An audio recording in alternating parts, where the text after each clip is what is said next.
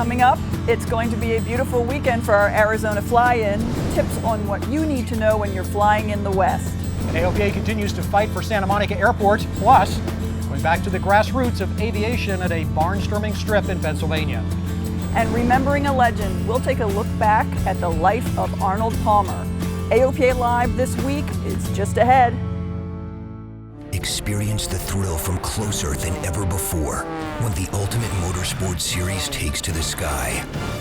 The Red Bull Air Race World Championship is coming to Indianapolis Motor Speedway October 1st and 2nd. Tickets now on sale.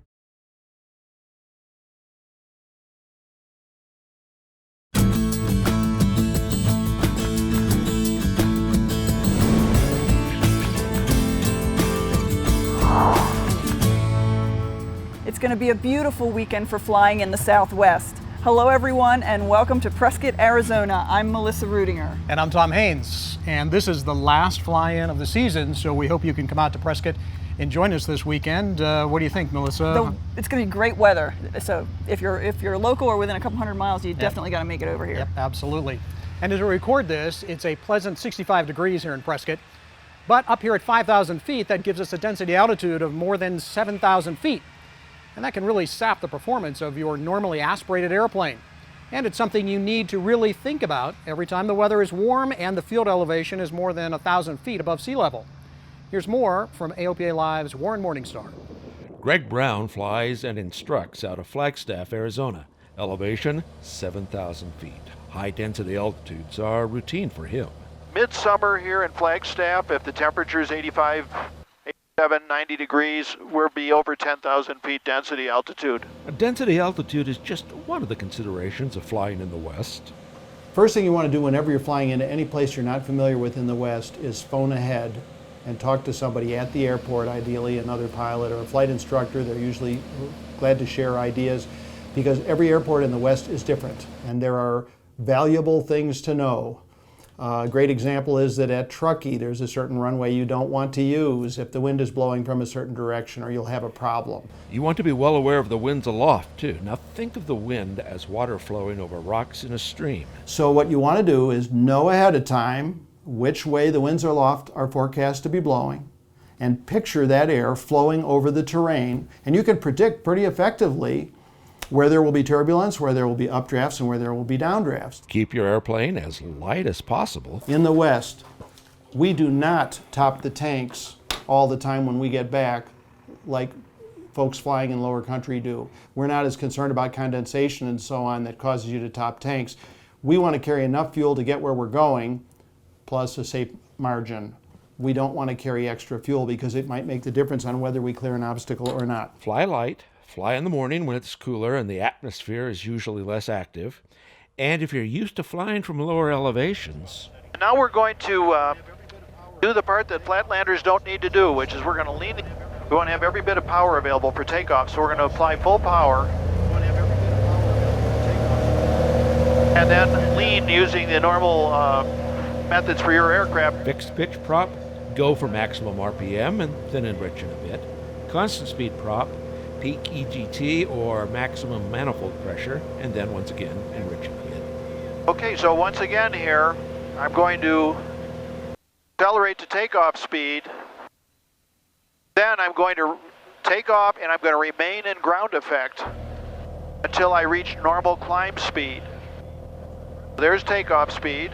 You can see as it's getting warm outside, not very impressive getting off the ground. Now you'll still fly by the same indicated airspeeds, but your takeoff ground speed will be much higher and the runway used much longer. So check your performance charts. So let's say we're at gross weight. So let's say it's 70 degrees at sea level. Your ground roll is 730 feet and you can clear a 50-foot obstacle in 1,395 feet. That's pretty good. That's one reason people fly 182s. But let's say it's 20 degrees at 5,000 feet. Now we're going to need 1,145-foot ground roll and almost 2,300 feet distance to clear a 50-foot obstacle. Higher ground speeds may also surprise you on landing. So you're going to use a lot more runway touching down than you normally would, all something you can calculate in the manual and then add a safety factor to it. It also means, you're going to touch down at a higher speed. So if the wheels are a little out of balance, it's going to be a rougher ride. You're going to need more braking to stop. Now, there's a lot more to mountain flying, of course, and if you're heading into the Rockies for the first time, spend some quality time with a mountain flying instructor. But keeping density altitude in mind, Prescott is an easy airport to fly to. You will not need to climb very fast to get out of Prescott. It's mostly flat approaches all around. There are some low mountains to the west. Some of the other destinations that we might go in the area generally have long runways and relatively flat approaches. So break out the performance charts, lighten the load, and enjoy flying the west. In Prescott, Arizona, Warren Morningstar, AOPA Live. Thanks, Warren. Really good information about density altitude. Melissa, I grew up out east, learned to fly in Pennsylvania. So my first experience in flying at a high density altitude was in Farmington, New Mexico, years ago in a Blanca Super Viking. And the elevation was 5,500 feet. It was kind of a warm morning, but I was by myself. And you read all this stuff, you learn about density altitude, but until you actually get to see it for yourself, it doesn't sink in. And this day, I was barreling down the runway and it was taking forever to get off the ground. And I had time for a cup of coffee, and it finally occurred to me, this is density altitude in action here. And eventually we got off safely. It was no big deal. But anyhow, it was really surprising how long it can take to get off the ground when you have high density altitude. Yeah, and you might not expect it, but back when I had my balloon business, density altitude affects hot air balloons too. They're a little bit different, but the physics are the same. But you definitely lose efficiency, and a balloon that needs buoyancy, and so that's caused by the lighter air in the balloon. So the density, altitude, and the temperature affects it all. So yeah, I noticed the same things when I did some ballooning out here. Really interesting. General aviation is safe, and AOPA and 20 other organizations want the NTSB to tell the public that. They're asking the NTSB to publicly convey that general aviation is one of the safest modes of transportation in the United States. This letter comes after an NTSB press outreach that created an inaccurate portrayal of GA safety in the media.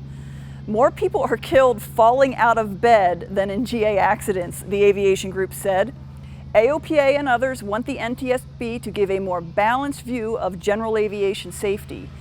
GA has become much safer, and the NTSB should just say that.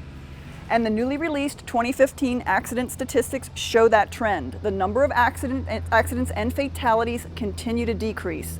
There were 14 fewer accidents in 2015 compared to 2014, even as the number of hours flown increased. The fight for Santa Monica Airport continues, and AOPA is at the forefront. AOPA, along with NBAA, filed a motion to intervene in a court case about continued operation of the airport. The city went to court to contest the FAA decision that said that Santa Monica must keep the airport open until 2023. Despite the ruling, the city has issued eviction notices to SMO FBOs. Well, Tom, aviation groups aren't the only folks who want to keep Santa Monica open. The LA Times published an editorial urging Santa Monica to stop undermining the airport. The article says, and I'm quoting now, "This isn't a frivolous playground for the one percenters, as some of its opponents like to cast it.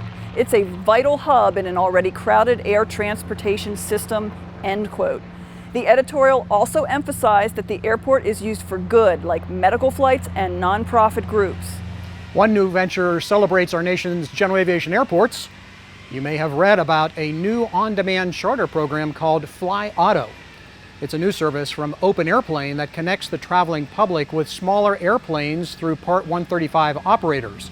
It uses much of the same backbone built for Open Airplane. Co-founder Rod Rakig thinks it has potential to introduce non-pilots to the practicality of general aviation by way of smaller piston charter aircraft. We know that while the airlines can take you to about 300 airports across the U.S., if you have access to private aviation, you get access to over 5,000 destinations. We can give people access to general aviation, do trips that are reasonable. It's not that expensive to pick up a 182 in White Plains and fly to Martha's Vineyard. It's really reasonable to launch out of Chicago in a Cessna 310, go to Traverse City for the weekend, and that's like $1,500. The program launched in July and is seeing steady growth. It provides instant access to charter operators. You go to their website, put in from and to locations. The site gives you a number of airplanes to choose from, along with their pricing for the trip requested. FlyAuto handles all the billing so it can be done all online. Leesburg Executive Airport in Virginia is one step closer to a remote air traffic control tower. Saab Group installed the remote tower in Leesburg at the beginning of 2015, and the project is in its next stage of testing. Starting October 11th, Leesburg will be a towered field for about a month. Traffic will not be controlled from the remote tower just yet, and a mobile tower will be brought in. This will give controllers in the remote tower a chance to practice with real traffic as they shadow the mobile tower.